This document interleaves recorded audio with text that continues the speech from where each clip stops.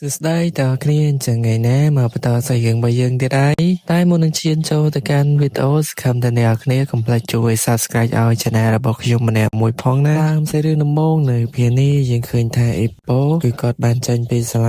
ាហើយបានរត់យ៉ាងលឿនត្រឡប់ទៅកាន់ផ្ទះរបស់គាត់វិញនៅពេលដែលគាត់កំពុងរត់អាពួកក្មេងស្ទាលដែលតែងតែធ្វើបាបទៅកាន់គាត់នឹងក៏បានឃើញផងដែរហើយពួកវាបំរុងនឹងដេញតាមអេប៉ូទៅហើយតែកូនចៅទាំងពីរនាក់ហ្នឹងគឺគាត់និយាយថាគាត់ពេលនេះគឺអត់មានកម្លាំងនោះឡើយហើយនឹងមិនអាចដេញតាមអេប៉ូបានទេព្រោះអេប៉ូនោះវារត់លឿនពេកបន្តមកទៀតគាត់ក៏បានមកដល់ផ្ទះរបស់គាត់ហើយក៏បានជួយការងាររបស់ម្ដាយគាត់ទៀតដែរតែថ្ងៃហ្នឹងមានអារម្មណ៍ថាអេប៉ូរបស់យើងហ្នឹងគឺសប្បាយចិត្តខុសពីធម្មតាដោយសារតែថ្ងៃហ្នឹងគឺគាត់ត្រូវប្រកួតជាមួយនឹងមីយ៉ាតាទៀតហើយនៅពេលនោះគាត់បានជួយលើកអីវ៉ាន់របស់ម្ដាយគាត់ដើម្បីដាក់ទៅលើទូតែគឺគាត់បានលើកខុសម្ដាយរបស់គាត់មានអារម្មណ៍ថាអេប៉ូថ្ងៃហ្នឹងគឺគាត់សប្បាយចិត្តខុសពីធម្មតាអញ្ចឹងទៅអញ្ចឹងគាត់ដឹងហើយប្រហែលជាមានរឿងអីមួយហើយក៏បានដេញឲ្យអេប៉ូហ្នឹងត្រឡប់ទៅកាន់ក្លឹបផ្ដាល់វិញទៅការងារទាំងអស់ហ្នឹងទុកឲ្យគាត់ជាអ្នកធ្វើទៅបានហើយមិនតែប៉ុណ្ណោះគាត់ក៏បានប្រាប់ទៅកាន់អេប៉ូនៅតិចមួយចំនួនផងដែរតែបាននិយាយទៀតថាកាលដែលឪពុករបស់កូននៅរស់ហ្នឹងណាគាត់គឺអត់ដែលខ្លាចអ្នកគេនោះទេទោះបីជាគាត់ជាអ្នកនេសាទក៏ដោយនៅពេលដែលមានគេមករករឿងគាត់ទោះបីជាម្នាក់នឹងមានមាធំប៉ុណ្ណាក៏ឪពុករបស់គាត់ក៏ថាពួកគេគឺជាត្រីធូរណាដែរតែធ្វើឲ្យគាត់នឹងគឺមានកម្លាំងចិត្តជាងមុននិងហ៊ានតទល់ជាមួយនឹងគេបន្ទាប់ពីអ៊ីប៉ូបានស្ដាប់ឮអញ្ចឹងហើយគាត់ក៏សាយហើយបន្តមកទៀតគាត់ក៏បានលាមដៃរបស់គាត់នឹងតែក្លាប់បដាលទៅហើយកន្លែងហ្នឹងយើងក៏បានដឹងថាឪពុករបស់អ៊ីប៉ូនឹងគឺគាត់បានស្លាប់បាត់យូរហើយដោយសារតែគ្រោះថ្នាក់លិចទូកាលពីប្រហែលឆ្នាំមុននឹងឯងនៅពេលដែលគាត់រត់ទៅក្លឹបបដាល់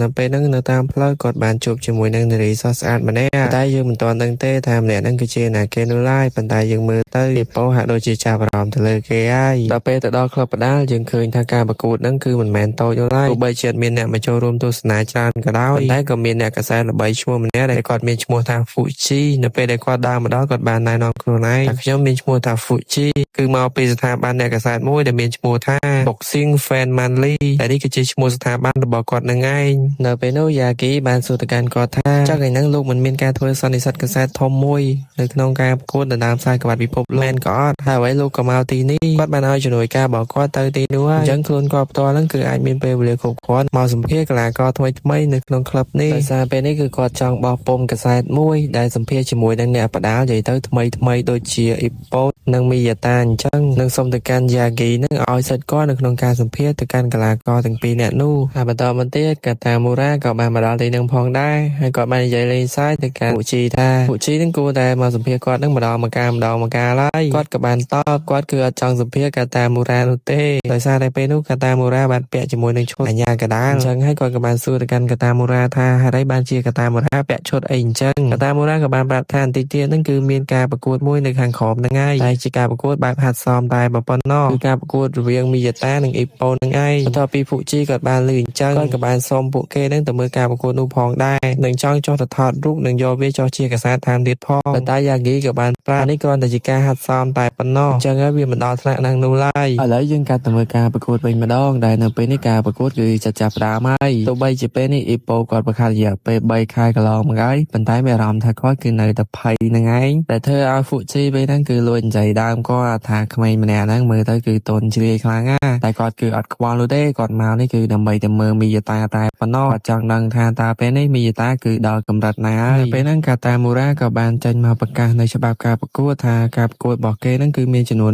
4ទឹកហើយអ្នកដួល3ដងហ្នឹងគឺតម្រូវឲ្យចាញ់យកហ្មងហើយក៏ប្រាប់ពួកគេទៀតថាការប្រកួតមួយហ្នឹងគឺអត់មានធ្វើដូចជាហាត់នោះឡើយគឺពួកគេត្រូវតែកាត់ថាវាគឺជាការប្រកួតមែនតើនឹងខំប្រឹងប្រកួតដើម្បីយកឈ្នះរៀងៗខ្លួនហ្នឹងហើយពេលនោះយើងឃើញថាអេប៉ូគាត់ភ័យមែនតើហើយក៏បាននិយាយប្រាប់ទៅគ្រូថាពេលនេះបេះដូងរបស់ខ្ញុំគឺស្ទើរតែលោតចេញមកក្រៅហើយតែក៏ត្រូវបានតែ Master និយាយលើកទឹកចិត្តប្រាប់ទៅគាត់ថាឯងគ្រាន់តែបង្ហាញនៅអ្វីដែលឯងបានខំប្រឹងបង្ហាត់រយៈពេលកន្លងហ្នឹងមកគឺបានហើយដាក់ចិត្តឲ្យមែនតើនៅក្នុងការប្រកួតហ្នឹងហើយគាត់ក៏បានលួចគាត់ថាអូវាពិតជាត្រឹមត្រូវហើយហើយអីគាត់ត្រូវភ័យអញ្ចឹងព្រោះអីគាត់បានរៀនវាច្រើនហើយអញ្ចឹងឯងគាត់ត្រូវតែបញ្ចេញវាមកឲ្យអស់នៅក្នុងថ្ងៃហ្នឹងបន្តមកទៀតសលេងជួងក៏បានពលឺឡើងដែលបានន័យថាការប្រកួតគឺបានចាប់ផ្ដើមហើយឃើញថាគូប្រកួតទាំងពីរគឺសម្រុកចូលនឹងវាគ្នាឡមើលខ្លាំងមែនតើពេលដែលអ៊ីប៉ូបញ្ចេញក្បាច់បានមកយ៉ាងលយពេលហ្នឹងគឺធ្វើឲ្យហ្វូជីគឺចាប់ផ្ដើមភ្ញាក់ផ្អើលជាមួយនឹងអ៊ីប៉ូហើយក្មេងម្នាក់នេះ ទោះបីជាគាត់តោះល្បីល្បាញនិងមានអ្នកគេស្គាល់ប៉ុន្តែការបដារបស់គាត់នឹងគឺមិនធម្មតានោះឡើយចំណែកឯមីតាវិញគាត់ក៏បានលួចកាត់ក្នុងចិត្តដែរនៅពេលដែលកំពុងតែប្រកួតដែលគាត់គិតថា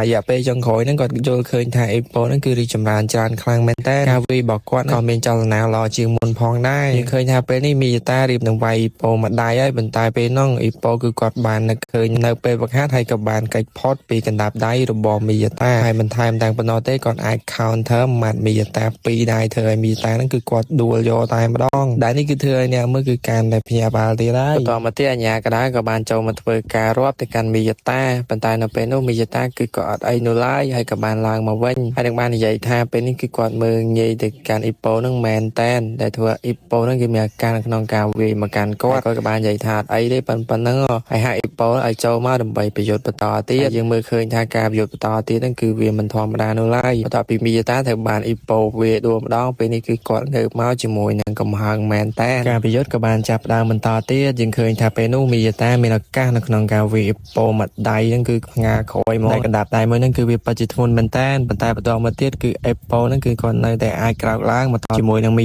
តាបានទៀតដែលធ្វើឲ្យមីតាគាត់ភ្ញាក់ផ្អើលមែនតែនតែកណ្ដាប់ដៃម្បាញ់មិញគឺវាធ្ងន់ខ្លាំងណាស់បើសិនជាគូប្រកួតផ្សេងហ្នឹងគឺស្លាប់រាប់តែឡើងហើយតែអ៊ីប៉ូវិញគាត់បានលួចកាត់ក្នុងចិត្តថាដោយសារតែពេលមុននៅពេលដែលគាត់ត្រូវមួយដៃហ្នឹងគាត់ស្លាប់បាត់ហើយប៉ុន្តែពេលនេះវិញគឺគាត់មានអារម្មណ៍ថាវាមិនសូវជាឈឺប្រហែលនោះឡើយនៅពេលនោះអ៊ីប៉ូបានប្រើនៅក្បាច់សម្រុកវាយទៅកាន់មីតាវិញដែលគាត់ព្យាយាមធ្វើយ៉ាងណាក៏ដោយចូលទៅគៀកមីតាហ្នឹងខ្លាំងមែនតែនដើម្បីមកឲ្យគាត់នឹងមានកម្លាំងនៅក្នុងការងារដៃហ្នឹងវាយមកកាន់ខ្លួនការធ្វើបែបហ្នឹងគឺពិតជាបានផលពិតមែនយើងឃើញថាពេលនោះមីតាគឺអត់មានកម្លាំងនៅក្នុងការវាយអ៊ីប៉ូហ្នឹងគឺខ្លាំងនោះឡើយនៅពេលដែលគាត់ដាក់អ៊ីប៉ូមួយដៃគឺធ្វើឲ្យអ៊ីប៉ូហ្នឹងគឺអត់មានព្រឺនោះឡើយហើយក៏បានងារមួយដៃវិញចំកណ្ដាលមុខរបស់មីតាហ្នឹងយកហ្មងបន្ទាប់ពីធ្វើមួយដៃហ្នឹងមីតាបានដួលជាលើកទី2ហើយតែធ្វើឲ្យអ្នកផ្សេងហ្នឹងគឺគាត់និយាយហ្មងជាពិសេសគឺយ៉ាគីថាអូ my god វាមិនធម្មតានោះឡើយនៅពេលដែលអ៊ីប៉ូព្យាយាមវាយសម្រុកចូលទៅគៀកទៅកាន់នឹងមីតាខ្លាំងមែនតែនដែលអ៊ីប៉ូព្យាយាមនៅក្នុងការចូលទៅគៀកជាមួយនឹងមីតាខ្លាំងមែនតែននឹងអាចទប់ទល់ជាមួយនឹងកម្លាំងដៃរបស់មីតាបានមិនថែមទាំងប៉ុណ្ណោះទៀតបន្ទាប់ពីកណ្ដាប់ដៃ counter របស់គាត់បានមកដល់មុខអ៊ីប៉ូហើយប៉ុន្តែអ៊ីប៉ូនៅមានឱកាសនៅក្នុងការ counter ទៅវិញមកដៃធ្វើឲ្យមីតាដួលជាលើកទី2យកតែម្ដងតែយើងក៏ដឹងហើយថាមីតាមិនមែនជាមនុស្សដែលងាយនឹងបោះបង់នោះឡើយទោះបីជាពេលនេះគឺគាត់ទ្រន់ទ្រាយមែនតែប៉ុន្តែគាត់នៅតែព្យាយាមងើបមកដើម្បីតតាំងជាមួយនឹងការប្រកួតដដែលហ្នឹងនៅពេលដែលគាត់ងើបមកគាត់ព្យាយាមលួចគិតនៅក្នុងចិត្តថាតើគាត់ត្រូវធ្វើមិនទៀតពេលនេះព្យាយាមរកនៅវិធីសាស្ត្រជាច្រើនដែលគាត់នឹងទូទាយថាតើអ៊ីប៉ូនឹងប្រើក្បាច់អីបន្តទៀតនៅពេលនោះគាត់ក៏អាចចាប់បានថាអ៊ីប៉ូនឹងប្រើ uppercut មកកាន់គាត់ទៅហើយហ្នឹងក៏ត្រូវបានមីតាដាក់តបទៅវិញមួយដៃត្រូវឲ្យគាត់ដេកទៅលើសៃវៀនយកតែម្ដងបន្ទាប់ពីហ្នឹងមកយើងឃើញថាពេលនេះគូប្រកួតទាំងពីរហ្នឹងគឺត្រូវធ្ងន់ដូចតែគ្នាហ្នឹងឯងដែលយើងមើលទៅគឺអត់ទាន់ដឹងថាអ្នកណាគឺមានឱកាសនៅក្នុងការឈ្នះនោះឡើយពេលហ្នឹងផងដែរគឺធ្វើឲ្យហ្វូជីហ្នឹងទៅសារទៅកាន់កីឡាករថ្មីថ្មោងទាំងពីរអ្នកហ្នឹងមែនតែនដែលគាត់បាននិយាយថាដល់ពេលនេះមីតាគាត់ក៏ខ្លាំងមិនធម្មតានោះដែរចំណែកឯកីឡាករចំណូលថ្មីរបស់យើងគឺអ៊ីប៉ូវិញគឺរត់តែអស់ចាយយកតែម្ដងធ្វើឲ្យហ្វូជីហ្នឹងគឺនិយាយទៅសារទៅកាន់ការប្រកួតមួយហ្នឹងមែនតែនចំណែកសាច់រឿងភាគនេះផងដែរគឺបានកាត់ចប់ទៅត្រឹមហ្នឹងហើយដែលយើងក៏អត់ទាន់ដឹងដែរថាណាគេឈ្នះហើយក៏ណាគេចាញ់ដែលយើងមើលទៅពីរអ្នកហ្នឹងគឺពេលនេះកំពុងតែស្មើដៃគ្នាល្អមែនតែនអញ្ចឹងដើម្បីតាមដានទស្សនានៅភាគក្រោយទៀតសង្ឃឹមថាអ្នករាល់គ្នាចុច Subscribe ខ្ញុំមួយផងណាដើម្បីជាកម្លាំងចិត្តដល់នៅក្នុងការធ្វើវីដេអូផងដែរហើយចំណែកថ្ងៃនេះពីខ្ញុំគឺមានតែប៉ុណ្្នឹងទេអរគុណអ្នកទាំងអស់គ្នាខ្លាំងមែនតែនយកតែម្ដង